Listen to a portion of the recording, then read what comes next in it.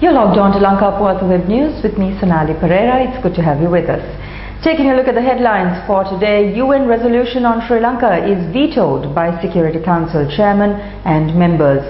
Sri Lankan troops foil an LTT seaborne suicide attack, and all measures are in place for Sri Lanka Economic Summit 2009. We're taking a look at the news in detail now. An attempt to conduct a formal meeting on Sri Lanka at the United Nations Security Council has been defeated again.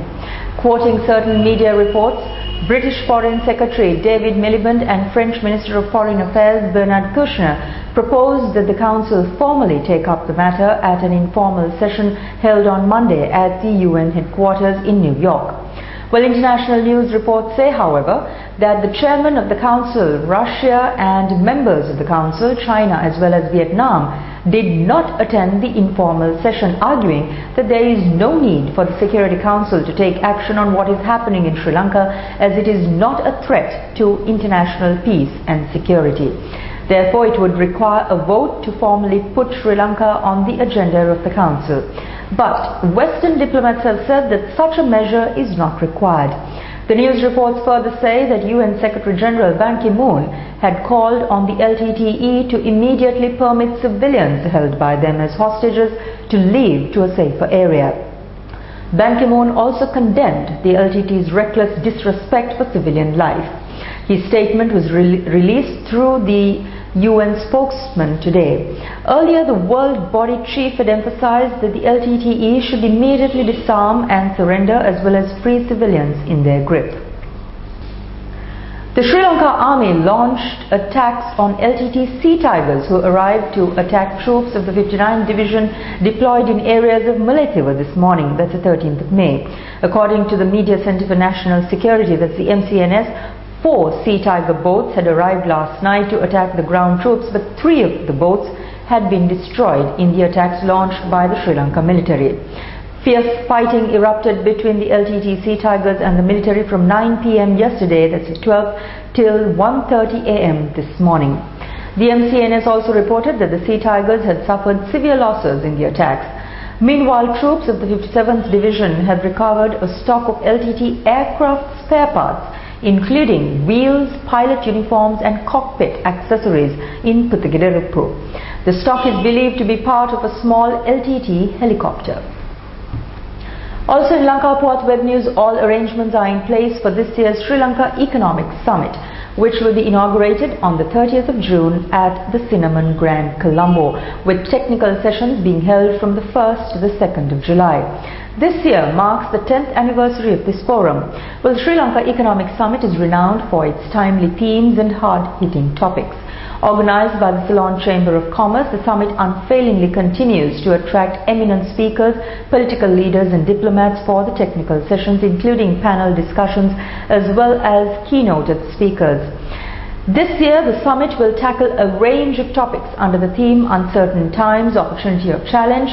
Among them are impact of the economy and planning in a downturn, financial crisis, challenges for the banking and financial sectors, agriculture, fisheries and dairy sector, opportunities for the private sector, Northeast accelerated socio-economic development, meltdown and impact on employment, building on ICT and English, Sri Lanka as a knowledge economy, governance, challenges for the public and private sector, and 2020 vision for Sri Lanka, a discussion with young parliamentarians. Meanwhile, Finland said on Tuesday that it will give 500,000 euros in emergency humanitarian aid to Sri Lankans suffering from clashes between Tamil Tiger rebels and government forces. The foreign minister said in a statement that Foreign Trade and Development Minister Paavo Väyrynen had granted 500,000 euros in humanitarian aid to civilians suffering from conflicts in Sri Lanka. It is said that the aid would be donated to the International Committee of the Red Cross, which operates in Sri Lanka through its sister organization in Finland, the Finnish Red Cross. The humanitarian situation in Sri Lanka has deteriorated in recent months as intense fighting between government troops and Tamil Tiger rebels in the northeast of the island has left thousands of civilians dead. Sri Lankan officials say up to 20,000 civilians are still being held in less than 5 square kilometer area, which the rebels are holed up in, although the UN says that that figure is much higher. And in news overseas, a wave of up to a dozen suicide bombers staged synchronized attacks on government buildings in a provincial capital in eastern Afghanistan, triggering a day of chaotic fighting that left at least 20 people dead.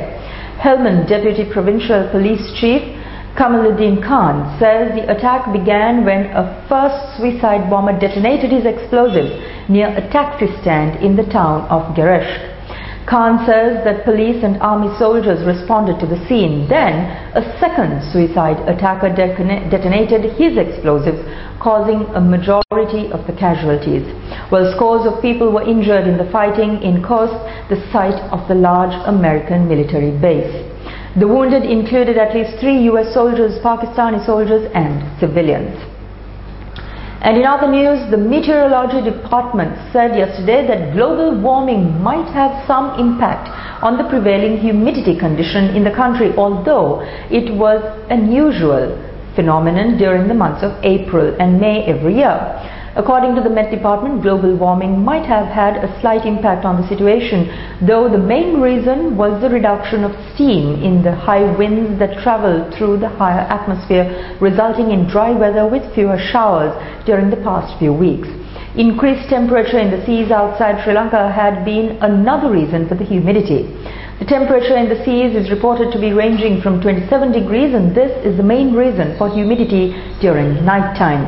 According to the department, it is the western province that is greatly affected by the heat, but it assured that Sri Lanka would not be affected with the heat wave that hit India during the past few days. The dry weather in Sri Lanka is expected to pass by the end of the month. Well, hoping for the best, we wind up LANKAPUVATH Web News for today. Thank you for being with us. Do join us again tomorrow for more news.